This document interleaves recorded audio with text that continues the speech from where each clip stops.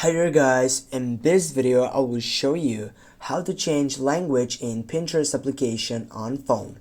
Firstly, language application, go up into your profile section and right after that click on the three dots on your right upper side. As you can see here, you have three options to go through in, but you will go with settings on the first section. Now here also you have many options, but you will need to go up with the option on the second side, which is personal information. Now go for country region on the third selection, and here guys, as you can see on the first side you have a description which is for your language. We use the language selected in your phone settings.